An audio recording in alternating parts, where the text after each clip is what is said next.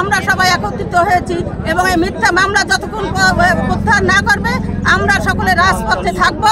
আমার স্বামীরা সবাই মিলে চান ভাইয়ের সাথে একসাথে বড় হয়েছে, কখনো শুনিনি যে তার দিয়ে আমরা কখনো অপকর্ম কখনো দুর্নীতি হয়েছে। যে ঘটনাকে কেন্দ্র করে এই চান ভাইকে আসামি করা হয়েছে, এই ঘটনার তদন্ত করে যারা সঠিক দোষী তাদেরকে শাস্তি দেব। এখানে আজকে সমবেত হয়েছি গতকালকে একটি ষড়যন্ত্র করে একটি মিথ্যা মামলা আমাদের চান ভাইকে দিয়েছে, কালকে অ্যারেস্ট করেছে, সেই এই মামলায় জড়িত নাই। এবং প্রশাসনকে আমরা বলি যে এই মিথ্যা মামলা প্রত্যাহারের প্রতিবাদে আমরা আজকে এখানে দাঁড়িয়েছি। মুক্তি চাই এবং এই অপকর্ম যারা ষড়যন্ত্রকারী যারা ওই ভদ্রলোককে যারা মেরেছে তাদেরকে চিহ্নিত করে বিচারের আওতায় আনতে আমরা প্রশাসনকে দাবি জানাই। আমরা এখানে এসেছি আমাদের প্রাণপ্রিয় নেতা কামরুজ্জামান চান জাতীয়তাবাদী দলের, তাকে গতকালকে একটি মিথ্যা মামলা দিয়া ষড়যন্ত্রকারীরা অ্যারেস্ট করিয়েছে। আমরা চান ভাইয়ের মুক্তি চাই, মিথ্যা মামলার প্রত্যাহার চাই। আর যে ঘটনাকে কেন্দ্র করে এই চান ভাইকে আসামি করা হয়েছে, এই ঘটনার তদন্ত করে যারা সঠিক দোষী তাদেরকে শাস্তি দেব। কুচক্র সৃষ্টি করে অ্যাম্বুলেন্স ভাড়া করে রেখেছে, হসপিটালে সাংবাদিক তৈরি করে রেখেছে, হসপিটালে তারা রুগী যাওয়ার আগে জোগাড় হয়ে রয়েছে। এভাবে কিভাবে তারা অন্য কেউ জানার আগে অ্যাম্বুলেন্স জোগাড় হলো, জানার আগে তারা হসপিটালে বেডশিট তৈরি করলো, জানার আগে তারা করলো। আর কামরুজ্জামান চান তাদের যে এই নেতাকর্মীদের নিয়ে এই পাঁচপাড়ায় হিন্দু মহলদের যে পূজা উদযাপন হবে, এর কমিটি কিভাবে সুষ্ঠুভাবে এই পূজা উদযাপন করতে পারবে সে নিয়ে মিটিং করতেছিল। সে পূর্ণ বক্তৃতাও শেষ করতে পারে নাই। এর মধ্যে শুনলো যে ওখানে একটা অকারেন্স হয়েছে, সে বক্তৃতা শেষ না করেই সে সেখানে দেখতে গেল। আর যারা এই কুচক্র মহল ওখানে থাকলো তারা কারা, তারা কিভাবে ওখানে যে পৌঁছলো, তারা এই ঘটনার রুগী যাওয়ার আগেই তারা পৌঁছলো, কেন পৌঁছলো, তাদের কোন ষড়যন্ত্র? কামরুজ্জামান চানের এই দুর্নাম রটানোর জন্য তার জনবিদ্যা দেখে তাদের প্রতিহিংসার কারণে ছিনতাই বা আজকে ব্যালট ছিনতাই করে, কালকে তার নেতাকর্মী সহ মিথ্যা মামলা দেয়। এই মিথ্যা মামলা প্রত্যাহার করার জন্য আমরা সবাই একত্রিত হয়েছি এবং এই মিথ্যা মামলা যতক্ষণ প্রত্যাহার না করবে আমরা সকলে রাজপথে থাকবো।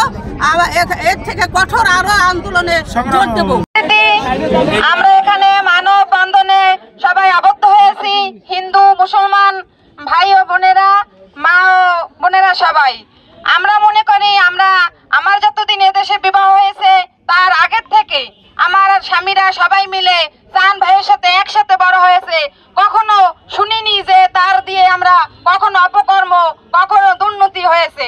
এবং আমরা এখানে বিবাহ হয়ে আসার পর থেকে আমরা কখনো দেখিনি এই যে কখনো তারে দিয়ে আমাদের কখনো আমাদের মেয়ে সন্তান নিয়ে আমরা চলাফেরা করি, তাদের কাছ থেকে আমরা কখনো এরকম কিছু পাইনি যে আমাদের পথে চলতে আমাদের সমস্যা হয়। এবং এই সব জায়গায় বাংলাদেশে দেখা যায়, শোনা যায় যে অনেক হিন্দুদের উপরে অত্যাচার হয়েছে, কিন্তু এখানে আমরা এই সিদ্ধান মল্লিক ইউনিয়নে যত হিন্দু আমরা আছি আমাদের কোনো ক্ষতি হয়নি, ইনশাল্লাহ আমরা ভালো আছি। এই মিথ্যা মামলায় তাকে অ্যারেস্ট করা হয়েছে, আমরা এর জন্য মুক্তি চাই, সবাই মিলে আমরা মুক্তি চাই, মুক্তি চাই, চান ভাইয়ের মুক্তি চাই।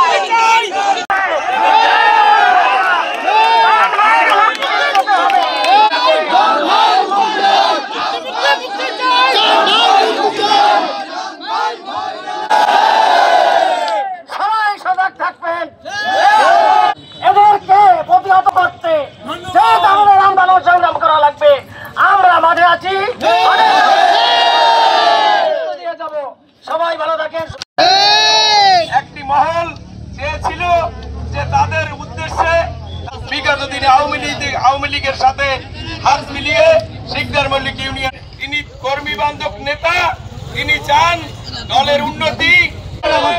গত আসন্ন দুর্গাপূজা সুষ্ঠু ও সুন্দরভাবে দেওয়া যায়, এইটি পূজা উদযাপন কমিটি নিয়ে তিনি একটি মত বিনিময় সভা করেছিলেন এবং বিরুদ্ধে উপস্থিত ছিল।